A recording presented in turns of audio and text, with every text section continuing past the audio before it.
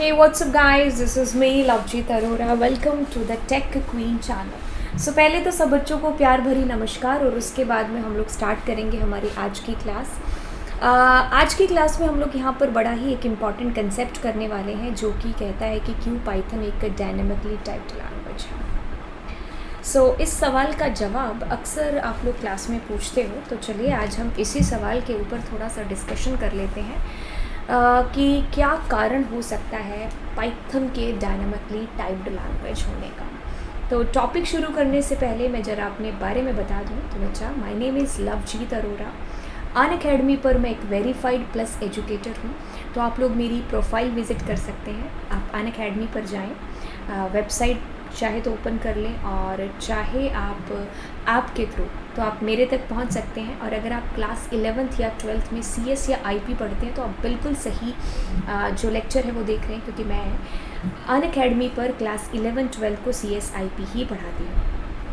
तो आप लोग मेरी डेली फ्री क्लास है जिसको आप देख सकते हो, जो रात को 10 बजे होती है। तो बहुत अच्छे से हम लोग पोल सेशन करते हैं, कभी किसी टॉपिक पर डिस्कशन है जो होता है तो वो मेरी लाइव क्लास होती है, आप लाइव क्लास अटेंड कर सकते हो। और अगर आप बच्चे प्लस सब्सक्रिप्शन लेना चाहते हैं तो उसके लिए भी आप मेरा नाम यूज़ कर सकते हो भाई, जिसके थ्रू आपको पूरा 10% का डिस्काउंट है जो मिल जाएगा। ठीक है, तो नीचे डिस्क्रिप्शन बॉक्स में मैंने लिंक दे रखा है मेरी अनअकैडमी प्रोफाइल का, तो आपको जाकर के मुझे फॉलो करना है। फॉलो करोगे तभी आपको मेरी क्लासेस के बारे में भी पता चलेगा। एंड मेरा टेलीग्राम चैनल भी मैंने नीचे पिन कर रखा है डिस्क्रिप्शन बॉक्स के अंदर।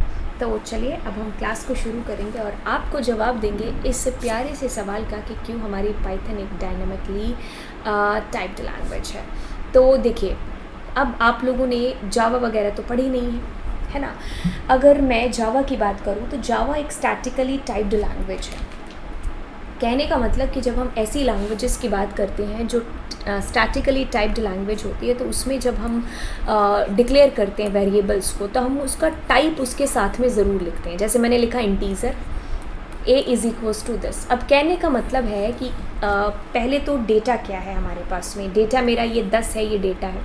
तो अब मुझे इस डेटा का टाइप यहाँ पर इसके सामने मेंशन करना पड़ता है। तो मैं बताऊंगी कि ये इंटीजर टाइप का डेटा, और फ्यूचर में जब भी मुझे वैल्यू डालनी होगी तो उसमें इसी टाइप की वैल्यू है जो मैं डाल सकती हूँ। यानी कि मैं फ्यूचर में ऐसा नहीं कर सकती, कैसे, इसमें कुछ और नहीं डाल सकती अपनी मर्ज़ी से, राइट। और डेटा टाइप की वैल्यू नहीं डाल सकती, कहने का मतलब ये है। तो मैं क्या करूँगी, जैसे a=, ये है, तो अब मुझे चेंज करके मैं इसमें कुछ भी दे दूँगी कि भाई ये स्ट्रिंग ऑब्जेक्ट है। ठीक है, तो अब हम यहाँ पर जो भी टाइप की वैल्यू ले रहे हैं उसका टाइप, उसके डेटा का टाइप हम उसके साथ में मेंशन कर रहे हैं। ठीक है, तो ऐसा होता है स्टैटिकली टाइप्ड लैंग्वेज जैसे कि जावा, C++, तो उसमें हमें डेटा का टाइप भी मेंशन करना पड़ता है। कि जैसे अगर मैं इंटीजर लेती हूँ तो इंटीजर में मेरे को ऐसे बताना पड़ेगा कि मैं इंटीजर टाइप की वैल्यू ले रही हूँ। तो जैसे मैं फ़्लोट ले रही हूँ तो फ़्लोट में मुझे यहाँ पर बताना पड़ेगा कि भाई मैं फ़्लोट टाइप की वैल्यू ले रही हूँ। कैरेक्टर टाइप ले रही हूँ तो मुझे यहाँ पर बताना पड़ेगा कि भाई मैं कैरेक्टर टाइप की वैल्यू है जो ले रही हूँ। तो उसके डेटा का टाइप हम लोग यहाँ पर बता रहे हैं। प्रोग्राम की जब हम लोग कोडिंग कर रहे हैं उस टाइम पर हम ये सारी चीज़ें लिख करके बता रहे हैं। स्टैटिकली टाइप्ड लैंग्वेज इसलिए बोला जाता है। पाइथन हमारी डायनेमिकली टाइप्ड लैंग्वेज है। पाइथन कहती है कि भाई तुम इसके टाइप मुझे मेंशन मत कराओ, तुम सीधा ही जैसे मैथ्स में हम लोग करते हैं x=5 सीधा करो, और y= अगर तुम्हें लेना है फ्लोट तो तुम फ्लोट लो। तुम्हें इसका टाइप यहाँ पर बताने की कोई ज़रूरत नहीं है। क्या होता है कि भाई जो पाइथन का इंटरप्रेटर होता है ना, वो इम्प्लिसिटली जब आप अपने प्रोग्राम को रन करते हो उस टाइम पर वो अपने आप से पता कर लेता है कि भाई इसका टाइप क्या है। ठीक है, तो हम कहेंगे कि the interpreter implicitly binds the value and it's type.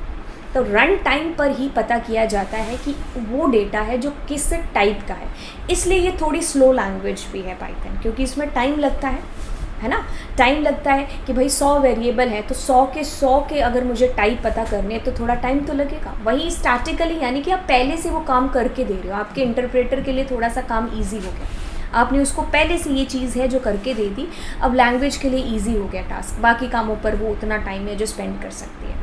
वहीं पर यहाँ पर हम इसका टाइप नहीं दे रहे हैं, तो इसीलिए ये क्या है, डायनेमिकली टाइप लैंग्वेज है. We need not to define the type of the variable while declaring it. तो at the time of declaration हमें किसी भी तरीके से इसमें किसी भी टाइप को मेंशन करने की ज़रूरत नहीं है, जैसे कि हम लोग इसमें देखते हैं. अगर मैं आपको यहाँ पर पाइथन का कोड दिखा दूँ, तो पाइथन के कोड के अंदर देखिए, अगर मैं यहाँ पर ऐसा कुछ कर रही हूँ कि भाई ए में 10 और ए में मैं फ्यूचर में चाहूँ तो स्ट्रिंग भी है जो एंटर करा सकती हूँ. तो ऐसा हो सकता है हमारे पास पाइथन में. तो अगर मैं ए को प्रिंट कराऊंगी तो ऑफ कोर्स वो लवजीत ही है जो लास्ट वैल्यू प्रिंट कराएगा.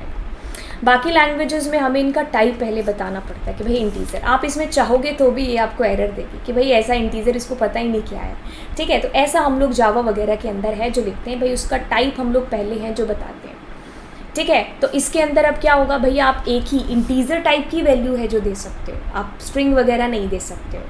ठीक है, तो ये हो गया आपके पास में डायनेमिकली टाइप्ड लैंग्वेज. क्या करेगी ये, जब रन होगा तब डायनेमिकली इसका जो टाइप है वो अपने आप पता करेगी और आगे है जो प्रोग्राम चलाएगी. जैसे मैं इसका टाइप अगर पता करना चाहूँ तो ये टाइप फंक्शन के through I get to know कि भाई इसका जो टाइप है दैट इज़ इंटीजर टाइप.